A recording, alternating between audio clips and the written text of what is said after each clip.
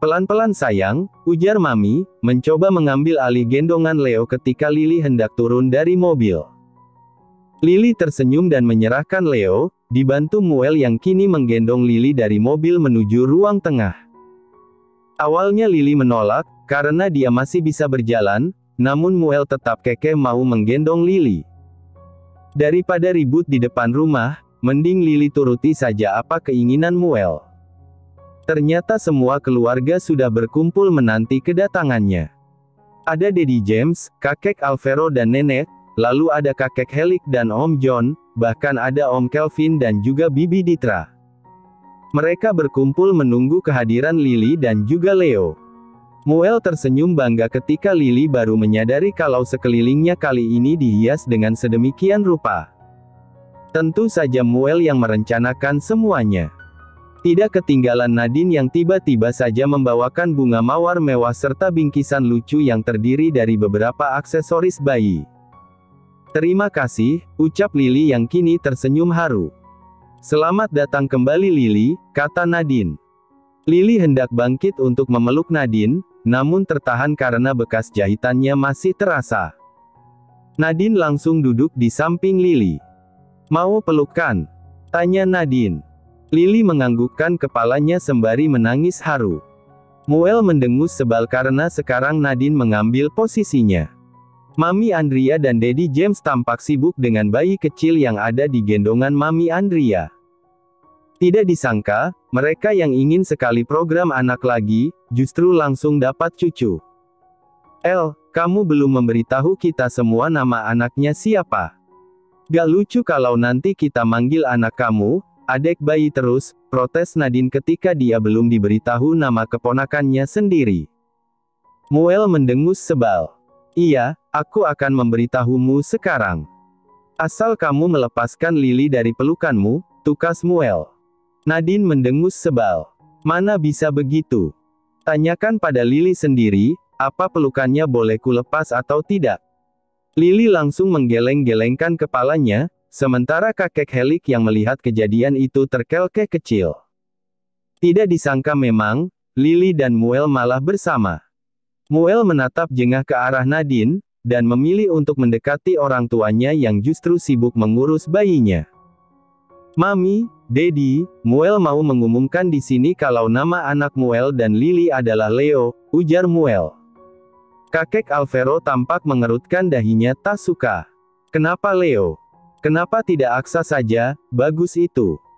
Nama Leo, Lily yang pilih, sahut Lily dengan cemberut, ketika kakek Alvaro berkata seperti itu.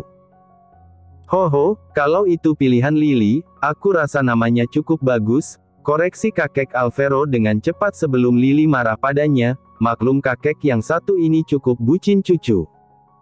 Suasana ruang keluarga itu sangat hangat hari ini. Apalagi ketika Muel memberitahu mereka nama lengkap putra kecilnya.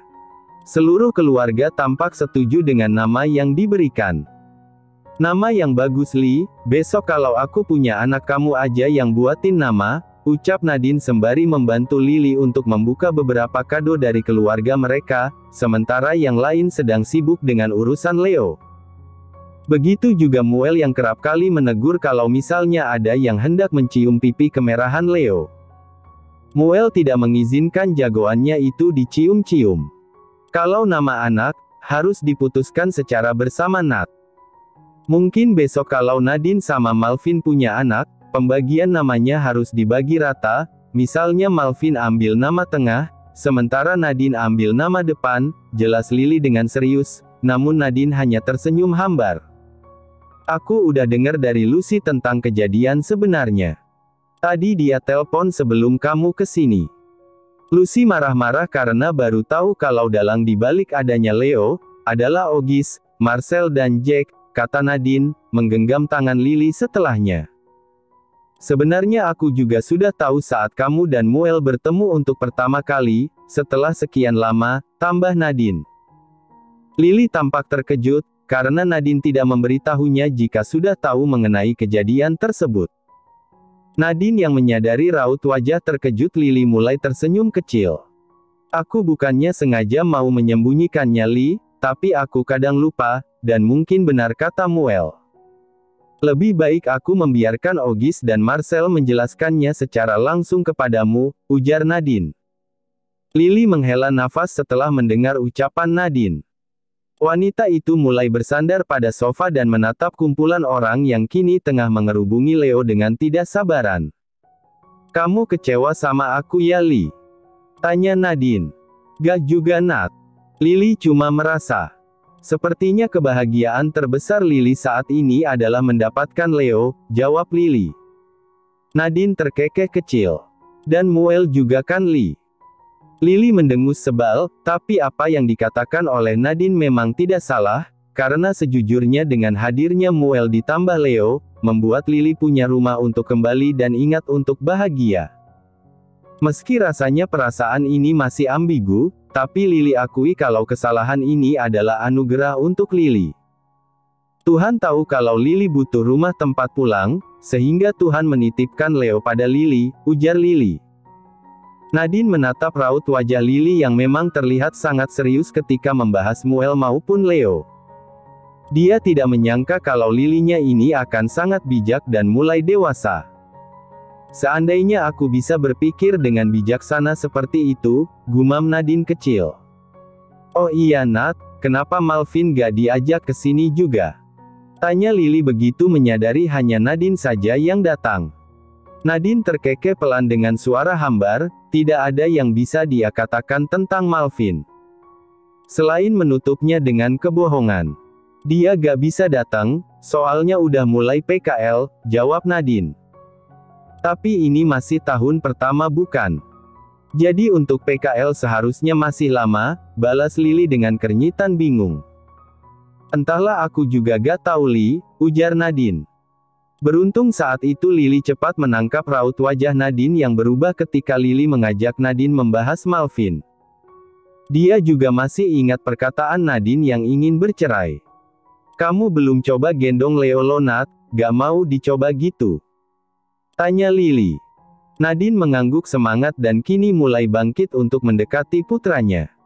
Begitu Nadine pergi dan ada kesempatan untuk berduaan dengan Lily, Muel langsung mengambil tempat di sebelah Lily. Gak lapar Lee? Tanya Muel. Lily terkejut ketika dia menoleh dan mendapati Muel yang ternyata sudah duduk di sampingnya, padahal Lily tidak merasakan apapun saat itu. Kaget ya?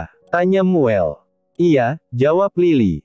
Muel terkekeh pelan melihat raut wajah Lily yang menggemaskan. Bagaimana gak kaget, kalau tadi fokus sama hal lain? Kenapa kesini? Tanya Lily galak, soalnya mendadak kesal ketika Muel membuatnya terkejut. Muel mengendikan bahunya pelan. Memangnya tidak boleh ya kalau Muel datang untuk menemui istri Muel, bukan begitu Mali? Ucapnya. Lily menahan senyumnya ketika dia dan Muel saling pandang, lalu Muel memanggilnya dengan sebutan Mali. Sebutan yang semalam mereka buat untuk Leo. Muel main aja sama Leo, ujar Lily. Leo lagi direbutin kakek sama neneknya, malas balas Muel. Ya udah jangan kesini, kata Lily. Memangnya kenapa Lily gak mau Muel kesini? Ujar Muel yang memang sengaja menggoda Lily. Hari-hari berlalu seperti biasanya. Muel dan Lily sebagai orang tua baru merasakan sensasi yang luar biasa ketika mereka harus bangun tengah malam, atau tidur siang hari ketika Leo juga ikut tertidur. Muel yang awalnya kaku kalau membantu Lily membuka kancing baju untuk menyusui Leo, sekarang sudah pro saja. Belum lagi Muel masih betah menunda kuliahnya, dan akan kembali di semester depan ketika bayinya sudah cukup besar untuk ditinggalkan. Setidaknya sudah 1 bulan berlalu ketika mereka baru melihat Leo dalam versi kemerahan, sekarang Leo sudah lebih besar dan pipinya tampak gembul. Seperti saat ini, ketika Lily baru saja selesai memberikan ASI pada Leo, lalu Muel yang baru selesai mengganti popok, keduanya berbaring menikmati waktu istirahat sejenak. Tentu saja hubungan antara Lily dan Muel semakin dekat. Mereka seperti kembali ke setelan awal, di mana hubungan mereka memang sudah dekat dari dulu, dan merenggang ketika Lily pergi tanpa pamit saat itu. Leo pengen cepat-cepat balik badan, aku takut kalau ninggalin dia sendirian, ujar Muel yang baru saja selesai mengganti popok dan bermain dengan putranya. Lily terkekeh pelan. Kata Mami sih gitu, padahal baru juga 1 bulan tapi pengen miring terus tidurnya. Anaknya Pamu sama Mali, ingin cepat besar, kata Muel. Lily menganggukkan kepalanya setuju. Muel tiba-tiba saja mendekat ke arah Lily dengan posisi menyamping lalu sengaja mengendus aroma ASI yang menguar begitu Muel dekati. Muel terkekeh pelan ketika Lily merasa geli dan mulai menjauh. Ngapain si El? Tanya Lily kesal. Mau deket-deket Mali dong, masa Leo terus yang deket kamu? Aku gak boleh. Balas Muel. Akhirnya Lily pasrah dan membiarkan Muel memeluknya. Sejujurnya ada hal yang membuat Muel merasa sedikit tidak nyaman. Bukan karena tidak nyaman ketika bersama dengan Lily, tapi tidak nyaman ketika ada sesuatu yang menyenggol harimau dalam dirinya. Kemarin Lily dengar, Mami tanya Muel soal kuliah kan? Sampai kapan Muel mau nunda, kalau semakin lama takutnya Muel gak lulus-lulus, ujar Lily tiba-tiba. Hal itu membuat Muel mengernyitkan dahinya bingung. Memangnya ada yang salah Li? Gak ada sih, tapi kan Muel juga harus kuliah, jawab Lily. Muel mendengus. Muel maunya kuliah bareng Lily. Mana bisa, balas Lily. Muel mendonggak dan langsung menatap manik mata wanitanya. Bisa kok, yang bilang gak bisa siapa? Lily menghela nafas. Lily mau lanjut kalau nanti Leo udah gede. Kata Mami juga begitu, tumbuh kembang Leo momen langka yang gak bisa terulang 2 kali. Mami juga kasih saran, kalau bisa pantau terus perkembangannya. Muel berdecak sebal ketika mendengar istrinya ini malah lebih nurut ke Mami daripada dirinya. Sayangnya fokus Muel kali ini teralihkan ketika tidak sengaja menatap bibir berwarna merah tersebut. Muel menelan ludahnya gugup, hasrat ingin mengulum bibir Lily begitu sulit dia tahan. Selama ini juga Muel tidak pernah berbuat lebih dari pelukan atau pegangan tangan. Mami juga memberikan peringatan untuk tidak menyentuh Lily sampai Leo bisa tengkurap. Aku tersiksa banget Li, gumam Muel yang memilih untuk mengalihkan pandangannya. Lily mengernyitkan dahinya bingung. Tersiksa kenapa? Karena kamu, balas Muel cepat. Muel gak jelas banget, tukas Lily. Wanita itu perlahan bangkit dari tempatnya. Hal itu membuat Muel menahan kembali dan menggeleng pelan ketika Lily menatapnya dengan tatapan penuh tanya. Lily mau mandi dulu, dari pagi Leo nangis gak bisa dilepas, ujar Lily. Kenapa gak mandi pas aku lagi ngurus Leo? Tanya Muel. Lily menyengir lebar. Lily kan tidur. Mau tidak mau Muel melepaskan pelukannya dengan tidak rela. Kemudian memilih untuk keluar kamar, setelah dirinya memastikan Leo masih tertidur pulas di ranjang bayi khusus miliknya. Begitu keluar Muel melihat Nadine yang tampak fokus melihat layar iPad-nya dan sesekali mengernyitkan dahinya. Gak pulang Nat? Tanya Muel. Cek, kenapa? Ini juga rumahku, kalau mau ngusir itu lihat tempat dong. Tukas Nadine sebal. Sebenarnya Nadine tidak menetap di sini.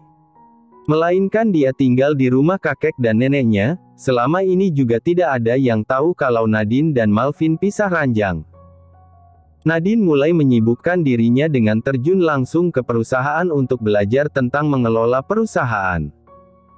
Sehingga dia punya alasan yang kuat untuk tinggal di rumah kakek dan nenek, kalau nanti kepergok Mami atau Daddy di rumah kakek dan nenek.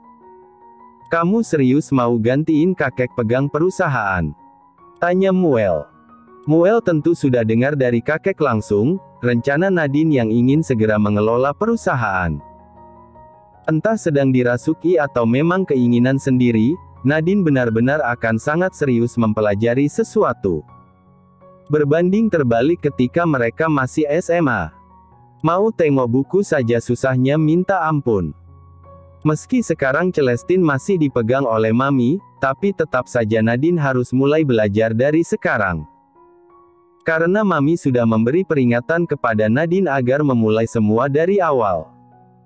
Jadi bukan karena Nadine cucu sah keluarga Celestine, maka dia bisa langsung naik pangkat. Masih harus melalui proses menjadi karyawan dengan tujuan agar Nadine bisa lebih mempertimbangkan lagi setiap keputusan terkait masa depan perusahaan mereka. Kalau gak serius, aku gak mungkin mah ngerjain tugas sebanyak ini dari Mr. River, balas Nadine terdengar sebal. Hahaha, gak ngangka aja sih. Kamu yang orangnya gak bisa diatur, terus juga malas. Tiba-tiba mau belajar begini, kata Muel. Nadine meletakkan ipatnya kemudian menatap sebal ke arah Muel. Semenjak Muel punya Leo, dia jadi mirip dengan Daddy. Banyak bicara dan suka mengganggu Nadine ketika sedang serius-seriusnya. Kamu sebenarnya mau apa sih, El? Tanya Nadine. Gak mau apa-apa, cuma penasaran aja. Kenapa kamu sama Malvin gak milih buat program anak aja? Lumayan kan Leo nanti ada temennya. Apalagi kalau sama-sama cowok, ujar Muel. Nadine terdiam ketika Muel membahas tentang Malvin. Dia memilih untuk kembali lagi fokus pada layar ipatnya. Muel yang masih penasaran, kembali melayangkan pertanyaan. Jadi gimana? El, kamu ada dengar sesuatu gak? Tanya Nadine. Gak tuh, jawab Muel. Leo ku nangis tuh. Tukas Nadine panik. Hal itu justru membuat Muel langsung lari ke kamar tanpa memastikan ucapan Nadine benar atau tidak. Padahal memang tidak benar. Nadine hanya sengaja membuat Muel tidak mengganggu fokusnya ketika sedang belajar. Dia tidak ingin pikiran tentang Malvin mempengaruhinya. Dia mau fokus untuk menjadi penerus yang bisa diandalkan dan membuka lapangan pekerjaan yang lebih luas agar angka pengangguran di negeri ini berkurang. Masalah Malvin adalah sesuatu yang tidak bisa dia bicarakan dengan mudah. Karena Nadine harus mengatur mood lagi supaya dia terlepas dari bayang-bayang Malvin. Nadine, panggil Tante Mona yang tiba-tiba saja datang. Wanita itu terperanjat ketika melihat Tante Mona yang tiba-tiba saja datang. Sebenarnya saat kejadian Lily melahirkan waktu itu di hari pernikahan mereka, Nadine sudah dengar apa yang terjadi pada Lily dan apa yang dikatakan oleh Tante Mona. Sejujurnya Nadine ingin memberitahu Mami terkait masalah ini, tapi dia masih ingat kalau Tante Mona adalah teman seperjuangan maminya. Belum lagi dia tidak ingin merusak hubungan baiknya dengan Damara. Lily juga belum menceritakan hal ini kepadanya. Sehingga Nadine merasa agak tidak tepat untuknya memberitahu Mami, di saat Lily saja tidak mengatakan apapun. Meski setelah mendengar kabar dari Lucy terkait latar belakang kenapa Lily bisa melahirkan secara mendadak saat itu, Nadine sudah hilang respek. Ya, jawab Nadine. Mami kamu sudah pulang? Tanya Tante Mona. Belum, balas Nadine cuek. Tante coba telepon, Mami kamu terus-menerus gak angkat nih, Mami kamu ganti nomornya Nat. Tanya Tante Mona lagi. Mami lagi sibuk Tan, soalnya ada proyek pengembangan baru bersama Louis Company. Nadine juga susah kalau telepon Mami di jam-jam segini, jawab Nadine. Tante Mona mengangguk paham. Oh begitu, ya udah Tante pamit dulu. Nadine mengernyitkan dahinya bingung setelah Tante Mona pergi. Meski Tante Mona adalah teman seperjuangan Mami, bukankah seharusnya Tante Mona menyadari etika saat bertamu di rumah orang? Dia pergi pamit, tapi ketika datang malah tidak mengatakan apapun, sampai membuat Nadine terkejut sendiri. Gadis itu menggeleng pelan dan memilih untuk lanjut belajar sebelum fokusnya buyar karena Leo dibawa keluar Muel. Kamu berbohong padaku Andrea, teriak Rio. Andrea yang baru saja selesai rapat dan hendak masuk ruangan, mengernyitkan dahinya bingung melihat keberadaan Rio dan langsung marah-marah. Tentu saja Rio tidak sendiri, melainkan ada asistennya yang berusaha menahan Rio agar berada tidak terlalu dekat dengan Andrea. Mengingat mereka sedang berada di perusahaan Celestine. Apa-apaan ini Rio? Kenapa kamu datang-datang langsung marah? Tidak ada pemberitahuan juga ketika kamu datang. Tukas Andrea yang lebih kesal. Rio berdeci pelan. Hentikan semua kebusukanmu Andrea. Seharusnya dari awal kamu sadar, kalau apa yang kamu lakukan ini tidak berguna. Dari awal aku memang sudah curiga. Balas Rio tidak mau kalah. Sementara itu Andrea hanya mengernyitkan dahinya bingung. Tidak ada angin, tidak ada hujan lalu Rio datang marah-marah padanya. Apa yang sebenarnya terjadi, Andrea sama sekali tidak mengetahuinya. Tiba-tiba saja Rio berubah bersimpuh di bawah Andrea. Tatapan pria paruh baya itu sangat menyedihkan. Andrea sampai tidak tega dan sempat melupakan apa yang baru saja Rio lakukan kepadanya. Aku tidak punya siapa-siapa lagi di dunia ini. Kamu tahu kalau ibuku mati secara tidak adil, lalu Riley. Wanita yang aku cintai juga pergi meninggalkanku. Sekarang aku bahkan harus dibohongi tentang putriku sendiri. Ujar Rio. Selanjutnya hanya raut wajah terkejut yang membuat Andrea tidak habis pikir. Meski sekarang menjadi bahan tontonan, Andrea merasa tidak peduli. Beruntung Soya langsung memberikan peringatan keras melalui broadcast grup yang dia kirimkan. Jika ada yang berani menonton lebih lanjut, jangan harap kalian bisa menikmati gaji, pesan Soya. Tentu setelah Soya mengirim pesan seperti itu, beberapa karyawan yang tadinya berdiri, segera berbalik dan meninggalkan tempat. Sementara Rio dan Andrea masih sama-sama berdiri di depan ruangan tanpa mau berinisiatif untuk masuk ke dalam. Terima kasih sudah menonton, guys. Jangan lupa klik like jika kalian menikmati cerita ini, subscribe untuk update konten seru lainnya, dan tinggalkan komentar di bawah tentang apa yang kalian pikirkan atau cerita apa yang ingin kalian dengar selanjutnya. Dukungan kalian sangat berarti. Sampai jumpa di video berikutnya.